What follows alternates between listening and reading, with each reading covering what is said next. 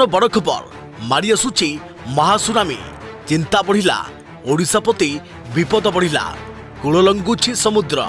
ଚିନ୍ତା ବଢ଼ାଇଲା କୋଣାର୍କ ଓ ଜଗତସିଂହପୁରରେ ସମୁଦ୍ରର ଜୁଆର।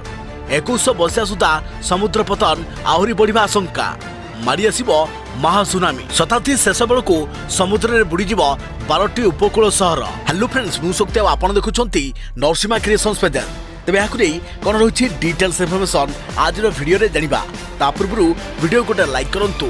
ଯଦି ପାରୁଛନ୍ତି ଆପଣଙ୍କର ସାଙ୍ଗସାଥୀମାନଙ୍କୁ ଭିଡ଼ିଓଟିକୁ ସେୟାର କରିନିଅନ୍ତୁ। ଯଦି ଫ୍ରେଣ୍ଡସ୍ ଆପଣମାନେ ଆମର ଏ ଚ୍ୟାନେଲରେ ନୂଆ ହିଁ ଭିଡ଼ିଓ ଦେଖୁଛନ୍ତି, ପୂର୍ବରୁ କେବେ ବି ଆମର ଏହି ଚ୍ୟାନେଲକୁ ସବସ୍କ୍ରାଇବ୍ କରିନାହାନ୍ତି, ତେବେ ନିହାତି ଚ୍ୟାନେଲକୁ ସବସ୍କ୍ରାଇବ୍ କରିବା ସହିତ ପାଖରେ ଆସୁଥିବା ବେଲ୍ ଆଇକନ୍କୁ ବଜାଇ ରଖିଥାନ୍ତୁ। ତେବେ ସମୁଦ୍ର ଜୁଆର ମାଡ଼ି ଆସିବାରୁ ପୁରୀ କୋଣାର୍କ ମେରାଇନ୍ ଡ୍ରାଇଭ୍ ରାସ୍ତା ଏବେ ବିପଦରେ ପଡ଼ିଯାଇଛି। 5 ଫୁଟ ଉଚ୍ଚ ଜୁଆର ମାଡ଼ରେ ମେରାଇନ୍ ଡ୍ରାଇଭ୍ର ରାସ୍ତା ଓ ସୁରକ୍ଷା ପ୍ରାଚୀର ଭାଙ୍ଗି ଯାଇଛି। ବିଶେଷ କରି ଚନ୍ଦ୍ରଭାଗା ଇକୋ ରିଟ୍ରିଟ୍ ରାସ୍ତାର ସାହୁ ଖଣତାଠାରେ ସ୍ଥିତି ସବୁଠୁ ସାଂଘାତିକ ହୋଇଛି। ସେହିପରି ଲଘୁଚାପ ଜନିତ ଲଗାଣ ବର୍ଷା ଓ ଆଗକୁ ଲଘୁଚାପ ଜନିତ ବର୍ଷା କାରଣରୁ ଅଶାନ୍ତ ସମୁଦ୍ର କ୍ରମାଗତ ଭାବେ କୂଳ ଖାଇବାକୁ ଲାଗିଛି ଶିଆଳି ବେଳାଭୂମିରେ। ଏଠାରେ ଥିବା ଭ୍ୟୁ ଟାୱାର ଚଟାଣ ତଳୁ ବାଲି ଖସିବାରେ ଲାଗିଛି। 2009 ମସିହାରେ ସମୁଦ୍ର କୂଳ ଲଙ୍ଘିବାରୁ ବାଲି ବସ୍ତା ଓ ପଥର ପକାଇ ଏକ ଅସ୍ଥାୟୀ ସୁରକ୍ଷା ପ୍ରାଚୀର ନିର୍ମାଣ କରାଯାଇଥିଲା। କିନ୍ତୁ ସେ ସୁରକ୍ଷା ପ୍ରାଚୀରର ପ୍ରାୟ 30% ଅଂଶ ସମୁଦ୍ର ଗର୍ଭକୁ ଯାଇ ସାରିଲାଣି। ସାରା ବିଶ୍ୱରେ ଉତ୍ତାପ ବଢ଼ୁଥିବାରୁ ସମୁଦ୍ର ଅଶାନ୍ତ ହେବା ସହ ଜଳପତନ ବଢ଼ିବାରେ ଲାଗିଛି, ଯାହା ଉପକୂଳିଆ ଅଞ୍ଚଳ ପ୍ରତି ବିପଦ ବଢ଼ିଯାଇଛି। ତେବେ ବିଶ୍ୱ ତାପନ ଯୋଗୁଁ ରାଜ୍ୟରେ କୂଳ ଲଙ୍ଘିବାରେ ଲାଗିଛି ସମୁଦ୍ର। 2100 ମସିହା ସୁଦ୍ଧା ସମୁଦ୍ର ପତନ 1.7 ରୁ 3.2 ଫୁଟ ବଢ଼ିବା ଆଶଙ୍କା କରାଯାଉଛି।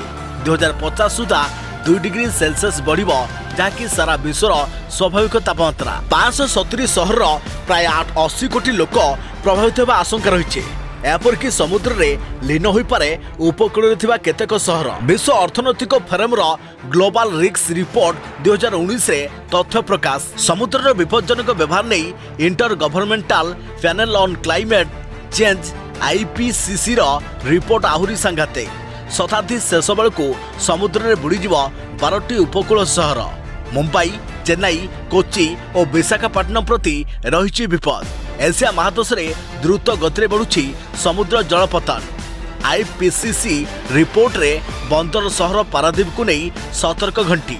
2100 ଶତାବ୍ଦୀରେ ପାରାଦୀପ ନିକଟରେ ସମୁଦ୍ର ଜଳପତନ 2 ଫୁଟ ବଢ଼ିଯିବା ଆଶଙ୍କା। ଓଡ଼ିଶାର ପୂର୍ବପଟରେ ବଙ୍ଗୋପସାଗର ରହିଥିବା ବେଳେ ପ୍ରାୟ 450 କିଲୋମିଟର ବିସ୍ତୀର୍ଣ୍ଣ ବେଳାଭୂମି ରହିଛି। ତେଣୁ ପ୍ରାକୃତିକ ଦୁର୍ବିପାକ ସହ ସମୁଦ୍ରର ବିପଜ୍ଜନକ ବ୍ୟବହାର ବିପଦ ସୃଷ୍ଟି କରି ଆସୁଛି। ତେବେ ବାଜିଲାଣି ସତର୍କ ଘଣ୍ଟି। ମାଡ଼ି ଆସିବ ସମୁଦ୍ର, ଆସିବ ସୁନାମି। ପାଣିପାଗ ବିଭାଗର ଚେତାବନୀ। ତେବେ ଆମକୁ ଏବେ ସୁଧୁରିଯିବାର ସମୟ ଆସିଛି। ଆମକୁ ନିଜକୁ ବଦଳିବାର ସମୟ ଆସିଛି। ପ୍ରକୃତି ପ୍ରତି ଯତ୍ନବାନ ହେବାର ସମୟ ଆସିଛି। ତେବେ ସତର୍କ ରୁହନ୍ତୁ ଏବଂ ସୁରକ୍ଷିତ ରୁହନ୍ତୁ, ସାବଧାନ ରୁହନ୍ତୁ, ନୀତି ଭଜନ୍ତୁ। ଜୟ ଜଗନ୍ନାଥ, ଜୟ ଜଗନ୍ନାଥ।